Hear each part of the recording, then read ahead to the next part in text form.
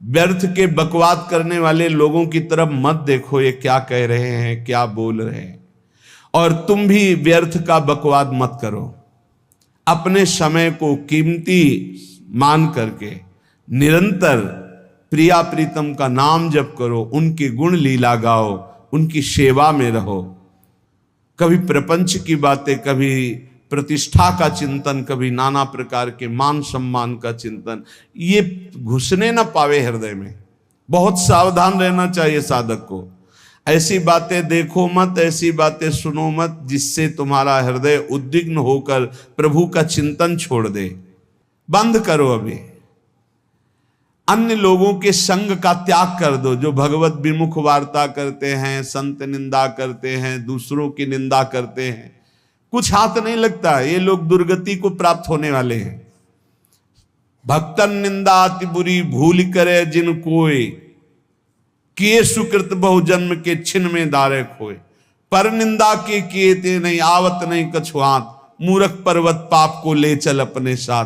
तो अलम कश्यापि संगत्या, ऐसा संग मत करो जिनके पास बैठने से भक्त निंदा, जन निंदा, भगवत निंदा हो। ऐसे से दूर रहो। अलम, बंद कर दो ऐसे लोगों का संग। रात दिन हम श्यामा श्याम का नाम जप करेंगे, श्यामा श्याम के लीला गुण गाएंगे, श्यामा श्याम के ही धाम का शोभा का चिंतन करेंगे। जब तुम अपना जीवन श्यामा श्याम के चरणों में न्यौछावर कर दोगे तो पूरा भार श्यामा श्याम ले लेंगे और तुम्हारे हृदय में मस्ती आ जाएगी। जो ऐसा निश्चयी होता है, दृढ़ निश्चयी, उसके अंदर दृढ़ विश्वास, तो उसके हर समय भगवान की स्फूर्ति होती रहती है। भारी प्रतिकूलता में भी भगवान का सानिध्य अनुभव होता है। वो अनुकूलता में तो भगवान के दुलार को देखता है, लेकिन प्रतिकूलता में भगवान की विशेष कृपा को देखता है। ये संयोग, ये वियोग, संसार की ये द्वंद्वमयी वृत्तियां भक्तों के हृदय में नहीं चुभती। आए की हुज्जत नहीं, गए की तलाश नहीं, क्योंकि नित्य संयोग भगवत स्मृति के प्रभाव से प्रभु का रहता है। शोक, विषाद बहुत ध्यान देने योग्य विषय है। तभी लोगों को ऐसा लगता है कि ऐसा कैसे हो सकता है। भक्त के चरित्रों को जब सुनते तो लगता है ऐसा कैसे हो सकता है, ऐसी परिस्थिति में भी ऐसा कैसे हो सकता है।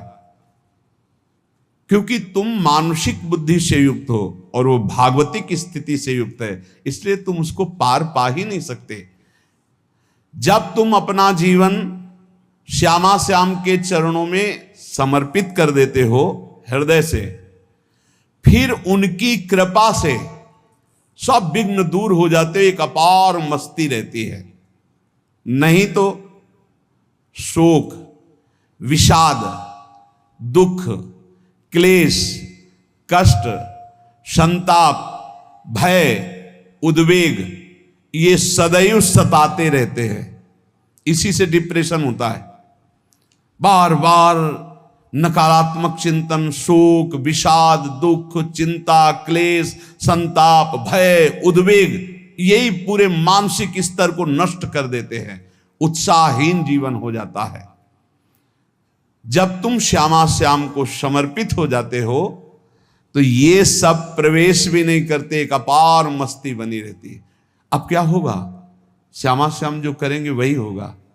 श्यामा श्याम पता नहीं कैसा करें, नहीं, वो सदैव मंगल भवन है, वो जो करते महामंगल होता है। यह निश्चय उपासक के हृदय में आ जाना चाहिए। इसलिए अपना सारा मन, सारी बुद्धि, सारा जीवन, प्रत्येक श्वास प्रभु को अर्पण कर दो, फिर देखो तुम निहाल हो जाओगे। दुख, शोक, विषाद, क्लेश, कष्ट, संताप, भय, उद्वेग, ये उसी को व्यापते हैं जिसने अपने जीवन को प्रभु के चरणों में अर्पित नहीं किया।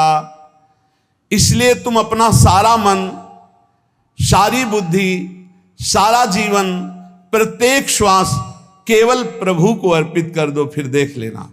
श्वास कैसे अर्पित की जाती? राधा राधा राधा। बुद्धि कैसे अर्पित की जाती? एकमात्र निश्चय कि भगवत सुख ही सुख है,